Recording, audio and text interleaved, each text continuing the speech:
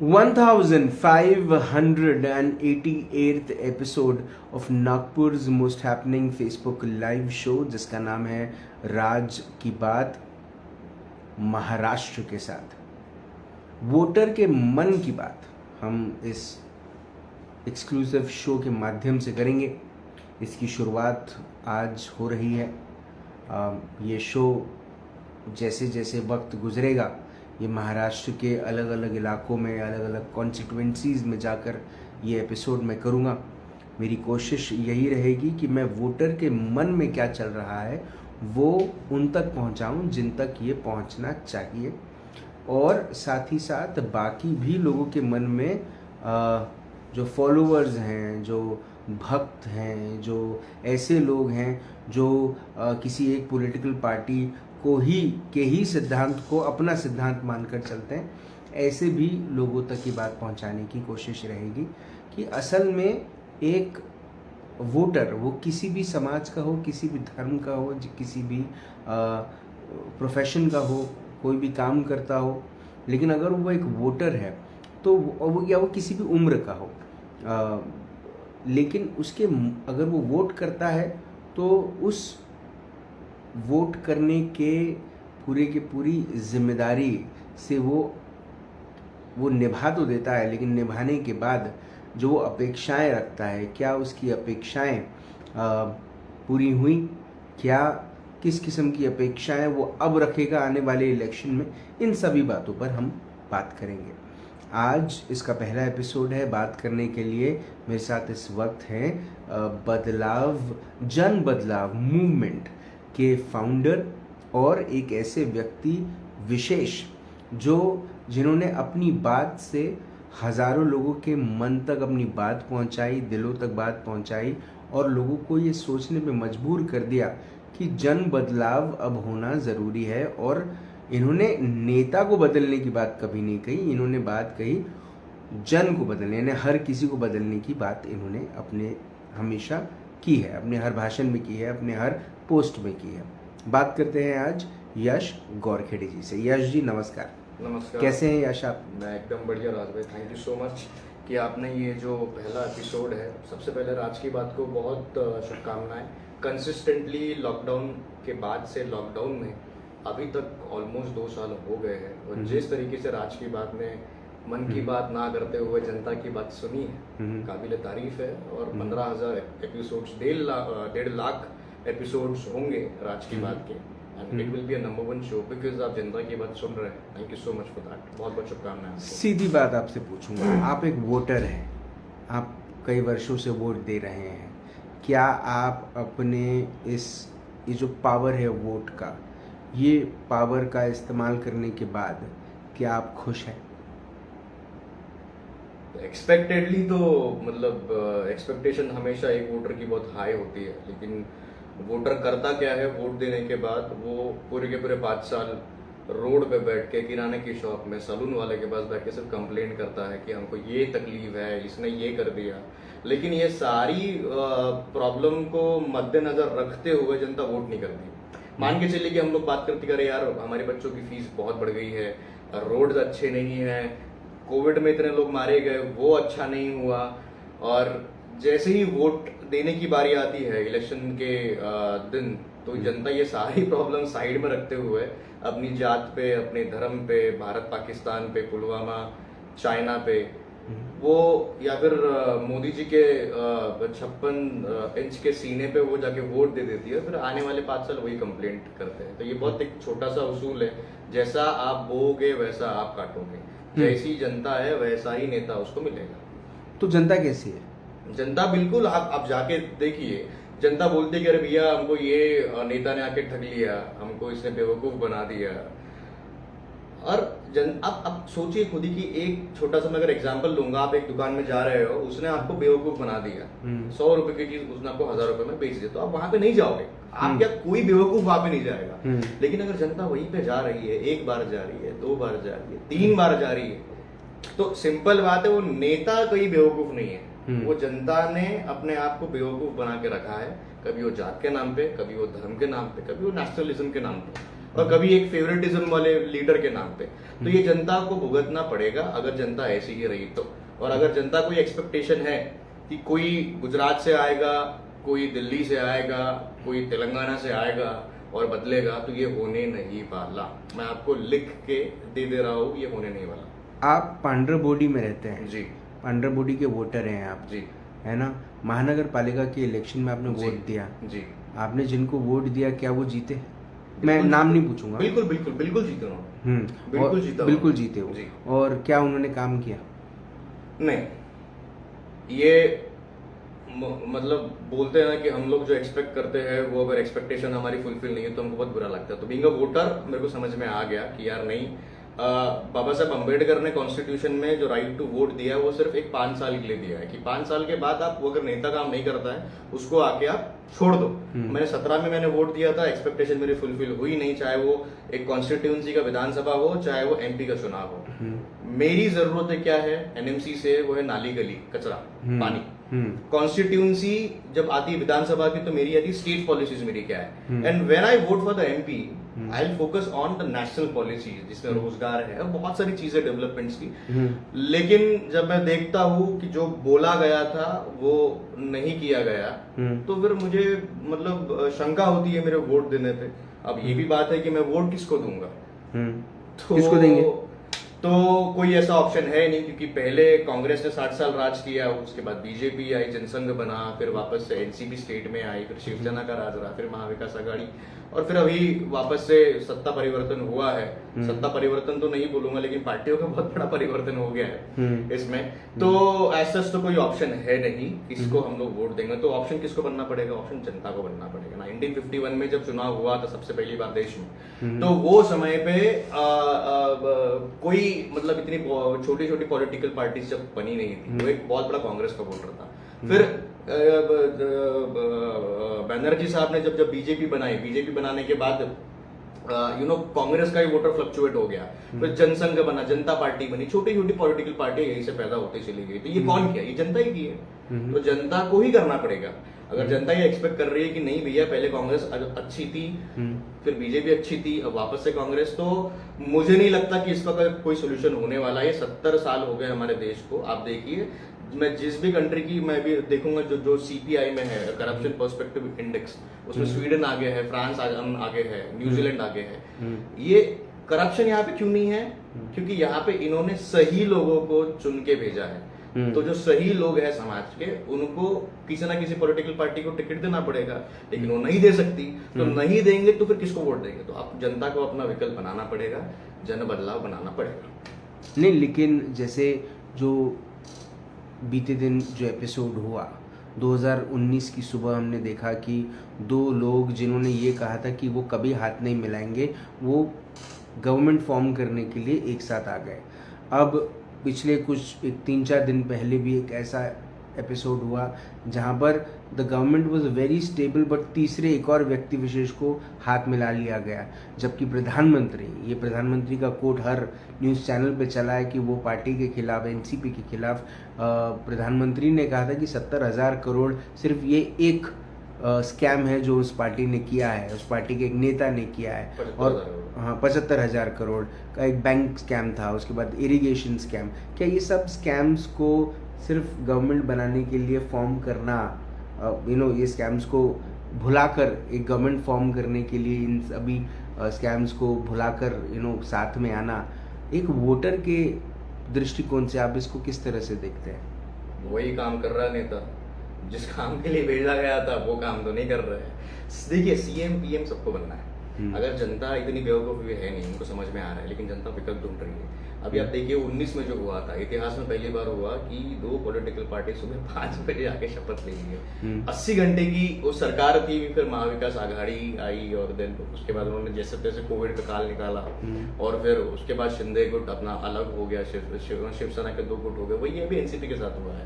तो इसके टेक्निकलिटीज में ज्यादा जाऊंगा नहीं, क्योंकि जनता को वो मे भी ना समझे, और समझ भी रहा होगा तो उसके ऊपर बात करके कोई मतलब है नहीं, क्योंकि इसमें जनता का कोई फायदा होने नहीं वाला। जनता वही बेवकूफ जैसे किसी ना किसी फेवरेटिज्म में जाके, नेशनलिज्म में जाके, जात पात पे जाके अपने अपने दलित नीला उठा रहे हैं, मुसलमान हरा उठा रहे हैं, हिंदुत्व के नाम पे है जो भगवा उठा रहे हैं, और बाकी जो नहीं उठा रहे वो अपने घर पे बैठ रहे हैं। जो डिपेंडेंट नहीं है सरकार के ऊपर, तो इसमें कुछ होने नहीं वाला है, ये बहुत क्लियर है। जनता को बदलना पड़ेगा। दूसरी बात जो है कि अभी जो इंसिडेंट हुआ था कि संडे के दिन किसी को पता न चलते हुए जब जनता जस्ट उठी थी, उसके बाद उन्होंने शपथ ले लिया, और ये बहुत कम हुआ है इतिहास में कि दो डिप्यूटी सीएम्स रहे हैं, तो इसमें जनता को कुछ भी नहीं मिला अभी तक, और ना जनता को इसमें कुछ हासिल होने वाला है। क्योंकि अगर गलती से भी राहुल नार्वेकर जी, जो हमारे माननीय अध्यक्ष है विधानसभा के महाराष्ट्र के, अगर उन्होंने अगर डिसीजन ले लिया कि वो जो 14 आमदार थे, एमएलए थे शिंदे ग्रुप के, वो अगर अपात्र घोषित होते हैं तो मे बी उनके पास सेकंड ऑप्शन रहे। तो आप देखिए थोड़ा सा बिहार में नीतीश कुमार की जो सरकार है, उनको फर्क नहीं पड़ता कि सत्ता में किसके पास कितने एमएलए हैं, उनको उनकी सीएम सीट पे रहना है। तो वही आज हमारे पॉलिटिशियंस कर रहे हैं यहाँ पे, और वो पॉलिटिक्स कर रहे हैं। हम बेवकूफ है जो जात के नाम पे वोट दे रहे हैं, हम बेवकूफ है जो हमारी जात का झंडा रंग उठा ले रहे हैं, हम बेवकूफ है जो धर्म के नाम पे वोट दे रहे हैं, हम बेवकूफ है जो पाकिस्तान के नाम पे वोट दे रहे हैं। ठीक है, सेना, like we have a great Indian army जो घुस के मार सकती है, लेकिन उनका काम करने दो। आप डिफेंस मिनिस्टर नहीं बन सकते, आप पायलट नहीं बन सकते जो वहां पे मिसाइल गिराएगा। आपको प्रधानमंत्री बनाया गया है, माननीय प्रधानमंत्री, आपको मुख्यमंत्री बनाया गया, तो आप अपना रोल अदा करिए। जनता अपना रोल अदा कर रही है, लेकिन जनता ही अगर कहीं ना कहीं विफल है अपना रोल अदा करने के लिए, अपना काम करने के लिए, तो ये लोग कैसे काम करेंगे? ये लोग काम ही नहीं कर सकते राज भाई। और अभी ये जो हुआ है, आप देखना, ये अनस्टेबल सरकार है, ये ऐसे ही होता रहेगा। कल कोई और एमएलए जा रहा है, परसों कोई और जाएगा, नरसों कोई और जाएगा। जनता क्या, जनता को वही उठना है, सुबह महंगी सब्जियां लेनी है, महंगा किराना लेना है, सिलेंडर लेना है, काम पे जाना है, उतना कमाना है, कमाई हुई तो अच्छा है, नहीं हुई तो घर पे आना है, कर्ज बाजारी लेके अपने बच्चों की फीस भरना है। बच्चे पास आउट हो गए, कॉलेज में चले गए, वहां पे आपको डोनेशन देना है, डोनेशन देने के बाद आपके बच्चों को मियान में जॉब नहीं मिल रही है, और बच्चे निकलते हैं यहाँ से समृद्धि महामार्ग से। आपने इतना बड़ा महामार्ग बनाया, बहुत वो मुझे यूथ उसका नाम याद नहीं है, बहुत अच्छा उसने एक पोस्टर बनाया था कि समृद्धि महामार्ग जो बनाया नागपुर से, वो लड़कों को भेजने के लिए बनाया है। भेड़ बकरियों के जैसे हमारे लड़के लड़कियां, युवा नागपुर का, विदर्भ का, वो बस के अंदर उस दिन गया, और उस दिन जो दुर्घटना हुई, वो मतलब मैं क्या कमेंट करूं उसके ऊपर। 26 लोगों में से 90% जो बच्चे थे वो जॉब के लिए जा रहे थे वहां पे, और संडे के दिन जब उनका अंतिम संस्कार हो रहा है, तो हम लोग यहाँ पे हमारे कैबिनेट का विस्तार कर रहे हैं, पार्टी प्रवेश हो रहा है, यहाँ पे डिप्यूटी सीएम की ओथ ली जा रही है। ये शिवाजी महाराज का, डॉक्टर बी आर अम्बेडकर साहब का, ये महात्मा ज्योतिराव फुले का, और जितने भी क्रांतिकारी लोग यहाँ से निकले हैं, ये उनका महाराष्ट्र नहीं है। और ये जिम्मेदारी किसकी है? ये जिम्मेदारी अरविंद केजरीवाल की, जो दिल्ली से यहाँ पे आएंगे, दिल्ली मॉडल लेके। ये केसीआर साहब की जिम्मेदारी है, जो तेलंगाना से यहाँ पे आएंगे। गुजरात मॉडल है ये। अरे महाराष्ट्र क्या था और आपने क्या कर दिया? शर्म नहीं बची है, क्योंकि जनता बेशरम हो गई है। कितने लोग उठ के आए बाहर राज भाई, कितने लोग खड़े हुए कि यार वो जो 26 लड़के लड़कियां मरे थे, उसमें एक छोटी बच्ची थी। कितने लोग खड़े हुए? कैंडल लेके हम लोग निकल जाते हैं। नहीं आने वाला कोई बदलाव एक्सपेक्ट कर रहे हो, या आप राज की बात से करो, या यश गौरखड़े से करो, या मोदी जी से करो, या फडणवीस साहब से, या अजित पवार से, या जिससे भी आप करो, बदलाव आने वाला नहीं है। आप इतने कॉन्फिडेंट होके कैसे बोलते हैं बदलाव क्यों नहीं आएगा? बदलाव आएगा, बदलाव लेकर आना पड़ेगा। ये कौन लाएगा राज भाई? ये जनता ही लाएगी ना।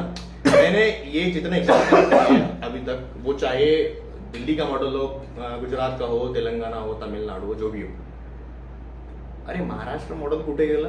महाराष्ट्र मॉडल कहा गया, और ये लाने का काम किसका? जनता का है। शिवाजी महाराज राजा क्यों थे? शिवाजी महाराज राजा थे अपनी प्रजा की वजह से। उनका मैनेजमेंट, उनकी skills. Doctor B R Ambedkar Bharat Ratna नहीं, विश्व रत्न, किसके वजह से थे? वो लोगों की वजह से। वरना बी आर अम्बेडकर कास्टिज्म के खिलाफ कॉन्स्टिट्यूशन लिखने के लिए, हक दिलवाने के लिए, इक्वालिटी के लिए, कैसे वो, उन्होंने कुछ नहीं, वो कर ही नहीं पाते, क्योंकि जनता तब समझदार थी। जनता ने उठा। सबसे बड़ा सत्याग्रह महात्मा गांधी जी ने किया, वो निकले थे पैदल, समाज उनके पीछे जुड़ गया, और तब बदलाव आया, नहीं तो बदलाव नहीं आने वाला था। तो वोटर बदलेगा, वोटर की सोच बदलेगी, बदलना ही पड़ेगा। मुझे मेरे बच्चों की, मेरे परिवार की फिक्र है, तो मुझे मैं कमाने के लिए जा सकता हूँ, डिपेंडेंट नहीं हूँ उतना गवर्नमेंट के ऊपर। ऐसा हर एक इंसान जो उतना बड़ा वोट, उतना पॉलिटिक्स में इंटरेस्टेड नहीं है, वो यही बात करता है। रही 90% ऐसी जनता जो 5 किलो अनाज के ऊपर वोट दे रही है, तो आपने अपने वोट की औकात यही बना कर रखे हो 5 किलो अनाज। रोजगार आपके पास है नहीं, गरीबी से आप नीचे चले गए, आपके पास अब कुछ नहीं बचा। अगर अभी भी आप नहीं जागे, किसी के लिए मत जागो, मैं तो यही बोलूँगा। ना आपके भारत पाकिस्तान पे, ना मोदी जी के 56 इंच के सीने पे, ना किसी जात धर्म में, अपने बच्चों के लिए। अगर अभी आप अपने बच्चों के लिए नहीं जागे, आपकी उम्र निकल गई है, 10, 15, 20 साल में आप भी निकल जाओगे। जो आपके बच्चों के साथ नहीं होना चाहिए, जो आपके साथ हुआ था, आपके पूर्वजों के साथ हुआ था, वो आपके बच्चों के साथ भी होगा। और वो भी अगर नहीं बदले तो उनके ये पीढ़ियों में पीढ़ी चलने वाला। पर इंफ्रास्ट्रक्चर तो बना है ना, कितना अच्छा इंफ्रास्ट्रक्चर बना है, रास्ते बन गए हैं, फ्लाईओवर्स बन गए हैं, मेट्रोज आ गई हैं, विकास तो हुआ है ना, स्मार्ट सिटी बनी है। मुझे नहीं पता कि वोटर्स की डेफिनेशन क्या है विकास की। आपके पास रोजगार नहीं है, लेकिन आपके लिए इतना बड़ा रोड बना दे कि आप पहले 12 घंटे आपको मुंबई के लिए लगते थे, मुंबई पुणे के लिए, अभी आपको 7-8 घंटे लगते हैं। तो आप डिसाइड करिए, मेरे बोलने से और मेरे कमेंट करने से कुछ होने नहीं वाला है। आप ऐसा क्यों सोचते हैं, और ये आप बार बार क्यों कहते हैं कि आपके बोलने से कुछ होगा नहीं? मैं इसीलिए बोलता हूँ राज भाई कि मैं ये बहुत क्लियर कट बोल रहा हूँ। कल चल के आप मान लीजिए कि ये जो पदयात्रा हम लोग जो शुरू किए, बदलाव की यात्रा, ये कंप्लीट हो जाती है, अच्छे सही लोग हमको समाज से मिल जाते हैं, समाज से मिलने के बाद एक नई पॉलिटिकल पार्टी बनती है, जन बदलाव पार्टी। जन बदलाव पार्टी चुनाव लड़ती है, जन बदलाव पार्टी जीत जाती है मेरे बोलने पे। कल चल के जन बदलाव पार्टी भी वही काम करती है जो बाकी पॉलिटिकल पार्टी कर रही है। तो मेरे बोलने से क्या हो रहा है? और जनता मेरे को लेके, मेरा हीरो वर्शिप लगा के, मेरे भक्त बन के, मेरा 56 इंच का सीना दिख के, और मैं पाकिस्तान के ऊपर हमला कर रहा हूँ, वो देख के अगर जनता फिर भी अगर वोट कर रही है, तो मेरा पॉलिटिकल पार्टी बना के कोई मतलब नहीं है। तो जनता शुड बी वेरी स्मार्ट। जनता को स्मार्ट बनना पड़ेगा। भैया देखो, ये आपको वोट का अधिकार जिंदगी भर के लिए नहीं मिला। आप बंधुआ मजदूर नहीं हो, you are not bonded slaves. क्या जात के नाम पे, धर्म के नाम पे, किसी के फेवरेटिज्म के नाम पे, नेशनलिज्म के नाम पे आप जिंदगी भर उसको वोट दे रहे हो? नहीं। तो किसके नाम पे वोट दें? फिर क्या अपने बच्चों के भविष्य के लिए। नाली गली, 5 किलो अनाज, ये सॉल्व तो होना ही है। हमारी एडमिनिस्ट्रेटिव लॉबी इतनी बड़ी बैठी हुई है, पढ़े लिखे लोग हैं वहां पे, कमिश्नर्स है, कलेक्टर्स है, ये इनका काम है। पॉलिसी बनाना, पॉलिसी को आगे इम्प्लीमेंट करवाना, ये काम एक लेजिस्लेटिव बॉडी का है, एज पर द डेमोक्रेसी के 4 पिलर। ठीक है, तो इसमें सब, डेमोक्रेसी में सिर्फ नेता नहीं होता, डेमोक्रेसी में जनता होती है। तो जनता अगर बदल जाए, सब रातों रात बदल जाएगा, मिहान चालू हो जाएगा। इसके बाद ही समृद्धि वाला जो कांड हुआ, कांड बोलूंगा मैं इसको, ये एक्सीडेंट नहीं था, ये लापरवाही थी। वहां पे अब मैं उसके अगर टेक्निकलिटीज में जाऊंगा तो उसके लिए एक स्पेशल हमको लगता है एक एपिसोड बनाना पड़ेगा राज भाई। तो जनता अगर बदल जाए, 24 आ रहा है, करो लोगों को खड़े, सही लोग हैं समाज के। आज की बात से मैं बोलना चाहता हूँ कि अगर आपको लगता है कि आप बदलाव ला सकते हो, खड़े रहिए। लोग अपने पीछे सारी ताकत लगा देंगे। आप जिस दिन मनोगे, आपको काम करना, आप नहीं बनोगे, 5 साल के बाद जनता पिछवाड़े पे लात मार के भगा देगी। अगर आपसे वोट चाहिए कोई पार्टी को, सुनिए नहीं, मैं आपकी बात नहीं, अगर कोई पार्टी का नेता है जो खड़ा हुआ है जी, उसको आपसे वोट चाहिए जी, उसने आपको क्या कहना चाहिए कि आप उसको वोट देंगे? सबसे पहले मुझे लगता है कि वैसे कुछ बचा नहीं। अगर ऐसे हम लोग कोई अगर आइडियल कंडीशन डाल देते कि चलो कोई नेता है और वो आके हमको बोल रहा है, सबसे पहले हम लोग बात करेंगे मिहान की जी। क्योंकि अगर गरीबी हटानी तो उसके कुछ ही रास्ते हैं। नहीं, आपकी खुद की नीड। मुझे यहाँ पे जॉब चाहिए। मैं HSBC में काम किया हूँ, उसके बाद मैं रैंडफेड में काम किया हूँ, 1-1.5 लाख रुपए मेरी सैलरी थी। आज नागपुर में जब तक मेरा वर्क फ्रॉम होम था तब तक मैं यहाँ पे कमा रहा था। अभी उन्होंने मुझे वापस ऑफिस बुला लिया हैदराबाद तेलंगाना में, तो मुझे यहाँ से जाना पड़ेगा वहाँ पे, या तो मुझे जॉब छोड़ना पड़ेगा। लेकिन ये जो मूवमेंट चल रहा है, ये मुझे नहीं लगता कि अगर मैं नहीं करूंगा राजनीति तो कौन करेगा यार। पांड्रापुरी बस्ती में पैदा हुआ, क्रिमिनल्स वहाँ पे हुए पैदा, वहां से आकर मैं अगर यहाँ तक पहुंचता हूँ, नागपुर में 450 बस्तियां है, मोर देन 6 करोड़ लोग पूरे महाराष्ट्र में स्लम में रहते, तो मैं नहीं करूंगा तो और कौन करेगा? मेरी हिम्मत नहीं होगी तो और किसकी हिम्मत होगी? अगर मेरी हिम्मत हो रही है, लोग मुझे सुन रहे हैं, लोग मेरे पास आ रहे हैं, मैं लोगों के बीच में जा रहा हूँ, एक नया संगठन बन रहा है, एक नया जन बदलाव बन रहा है, जनता का बदलाव अगर बन रहा है, तो बेशक मैं चाहूंगा कि सबसे पहले मुझे यहाँ पे जॉब दे। अगर वो यहाँ पे उतनी ही पे स्केल की जॉब अगर यहाँ पे मिल रही है, तो मुझे लगता है कि कहीं ना कहीं हम लोग सोच सकते हैं, लेकिन बातें ना। 2008 में मियाँ ने बनाया गया था, आज 2023 चल रहा है। आप कैलकुलेट कर लीजिए कितने लोगों को जॉब मिली है, कितना डेटा है, वो आपको सब पता चल जाएगा। 15 साल 15 साल हो गए हैं, तो फिर 15 साल में कितने लाख युवा को आपने जॉब दिया, कंपैरेटिवली कितने लाख युवा यहाँ से समृद्धि मार्ग बनने के पहले भी यहाँ से जा रहे थे। ये मुझे आपको मतलब मुझे जवाब चाहिए इसका राज भाई। और बहुत सारे पत्रकार ऐसे भी जो एक्चुअली चाहते कुछ ना कुछ बोलना, लेकिन बोल नहीं पा रहे हैं। मे बी उनको भी डर है, इतनी महंगाई, हमारा घर कैसे चलेगा। लेकिन कुछ लोग हैं राज की बात, जो आज महाराष्ट्र के वोटर की बात सुनना चाह रहे हैं, ये काबिल तारीफ है। और किसी पॉलिटिकल पार्टी का इसमें दोष नहीं है। सारी की सारी पॉलिटिकल पार्टियां चाहती है कि उनका परिवार सुखी रहे, वो MP MLA CM deputy CM PM बने, और उनके जाने के बाद उनका बच्चा उनकी जगह पे आए, और उसके जाने के बाद उसका बच्चा आए। जनता झंडा लेके घूमती रहेगी। अगर जनता को ये नहीं करना है तो बदलाव बनो, वही एक ऑप्शन है। नहीं बन सकते तो भाई भुगतो। और ये जो युवा हैं जो पार्टी का झंडा लेकर चलते हैं, किसी भी प्रोटेस्ट में भीड़ इकट्ठा करने का काम करते हैं, उनके लिए ये बहुत इंटरेस्टिंग एक बात है। मैं ना थोड़ा सा आपके और 5-10 मिनट लूंगा युद्ध के ऊपर, स्पेशली 10 मिनट मत लीजिएगा, 2 मिनट बोलिएगा प्लीज, बिल्कुल सारांश में। देखिए राज भाई, एक युवा जो 18-19 साल का है, उसको अगर पॉलिटिक्स में जाना है तो सबसे पहले वो किसी पॉलिटिकल पार्टी का युवा मोर्चा का कोई पदाधिकारी या कार्यकर्ता बन जाता है। उसके बाद नेता के साथ उठता बैठता है, गाड़ी में घूमता है, नेता को फोन करता है, उसका फोटो डालता है वो, तो उसको लगता है कि नेता उसको एक्चुअली टिकट देने वाला। नेता को पता है कि ऐसे लोगों को यूज कैसे करना है। मिर्जापुर का एक डायलॉग है कि जब कुर्बानी दी जाती है तो अपनों की नहीं सिपाहियों की, तो ये वो सिपाही है। और फिर इसके बाद ये करते करते करते करते अपनी जो कमाई वाली एज है वो क्रॉस कर देते। 30-35 साल में भी वो पार्टी में पैसा लगाते हैं, कुछ भी करके, फिर भी उनको एक नगर सेवक का या ग्राम पंचायत का उनको एक टिकट नहीं मिल पाता, और उसके बाद वो पॉलिटिक्स छोड़ देते हैं और बोलते हैं कि पॉलिटिक्स एक गंदी नाली है, इसमें आप मत जाइए। काबिल युवा, और उसमें से कुछ 1-2% युवा था जो एक्चुअली आउटस्टैंडिंग है, ग्राउंड पे काम कर रहा है, उसके साथ लोग जुड़े हुए हैं, गलती से उसको टिकट मिल जाता है और वो कोई ना कोई पोजीशन पे आ जाता है। लेकिन इसमें एक और बात है, ये वर्ड नहीं मैं बोलूंगा दलाली, लेकिन ये यूथ में जब मैं इनसे बात कर रहा था तो मुझे बहुत कुछ पता चला कि युवा मोर्चा के ऐसे भी लड़के लड़कियां हैं जो ये सारे प्रोसेस में जनता के बीच काम करते करते कुछ आमदनी अपनी कलेक्ट कर लेते हैं वहां से, और वही उनका रोजगार का साधन बन जाता है। तो युवाओं को डिसाइड करना है अभी कि युवाओं को एक्चुअली नेता का बेटा नेता बनना चाहिए, वो वाला थीम चाहिए, युवाओं को एक्चुअली बदलाव चाहिए।